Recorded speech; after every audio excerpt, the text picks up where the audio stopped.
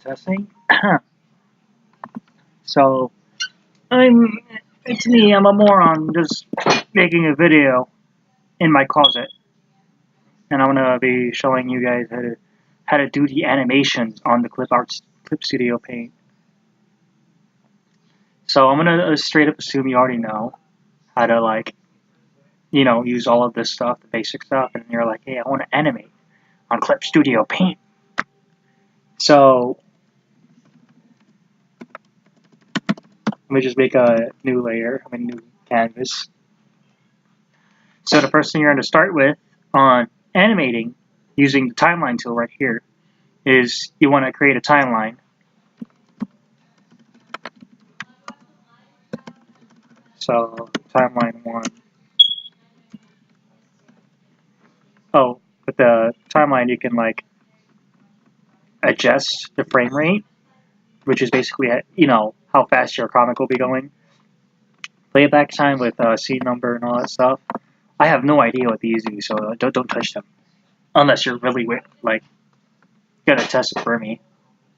So normally you can just draw on this layer right here, which is your non-animated layer. Yes, the layer where you do all your normal manga stuff. And then once you pull up your timeline, you click on this little button here called the animation folder, which is basically a separate kind of like a layer thingy. It's separated from your canvas, which is right here. You can see all your layers here. And then you click on create animation cell, which is basically your frame. So let's draw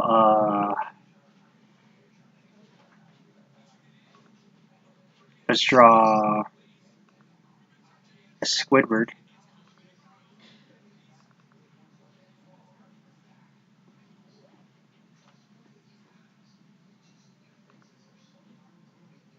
There you go, here's your Squidward. And let's say you want him to do a little dance. So what you do is you click on new animation cell, which is basically frame 2.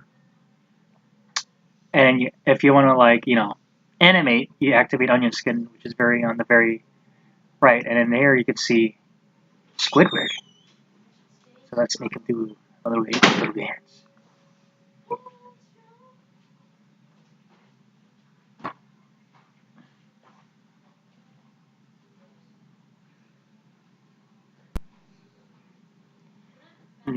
A little bit about the onion skinning. The blue right here is basically the frame previously.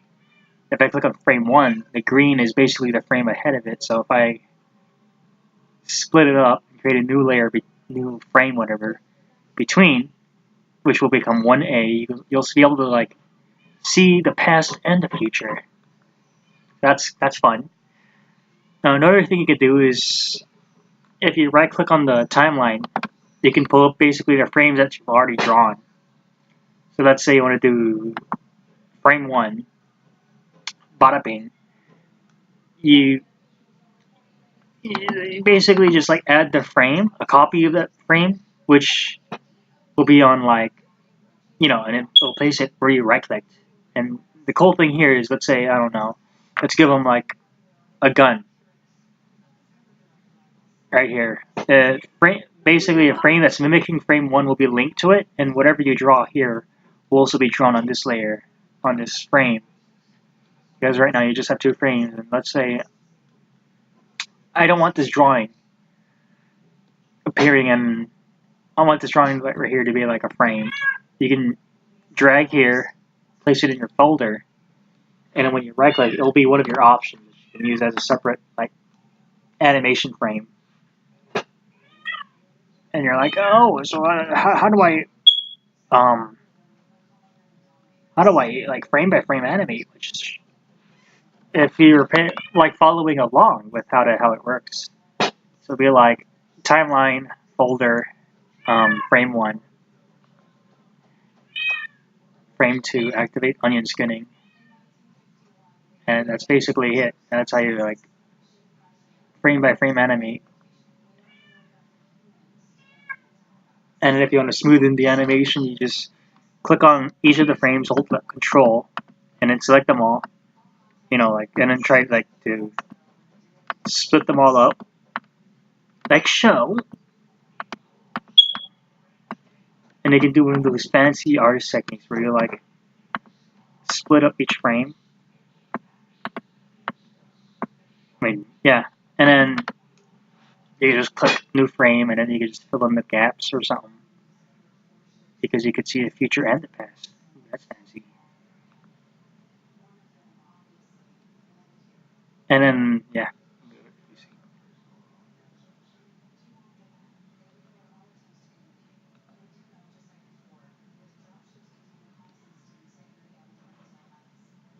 that's not right. I hit freaking.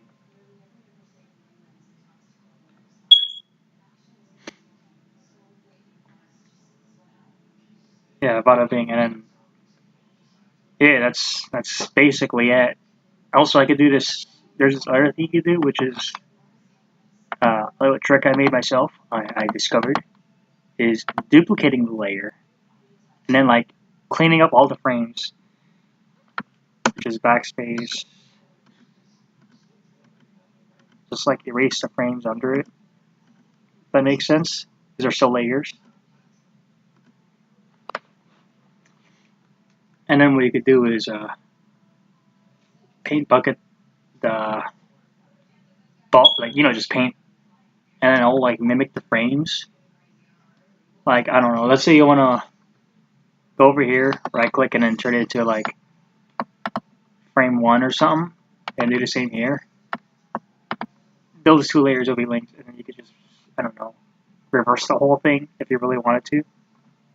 So yeah, and once you're all done, just go and export animation, export it into like whatever you want, like an animated GIF. Uh, Post it here. Where all my memes are. The original size will always be like smaller because animate the GIFs are generally big files. And let's say you've done pastel shading, like this, right? If you want to be able to like keep the uh, pastel, the really tiny details, you click on dithering, which basically tries to preserve the image. If not, it'll like basically, what do you call it? Uh, Clip Art Studio will basically half-ass its work. If you disable this, if it's like disabled, it'll basically try to shortcut the image, make it small by making it look all cell shady.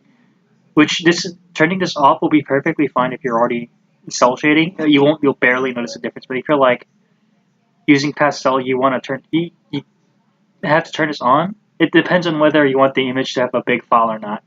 This one just basically tries to preserve like the image quality, which will make the file really big. And then you just click export, bada bing, and then now you got your image. Ooh, wow, fancy. So yeah, that's basically all I do. If you have any questions or I don't know, you want me to tell you the tricks I use, leave a comment in the description. Bye.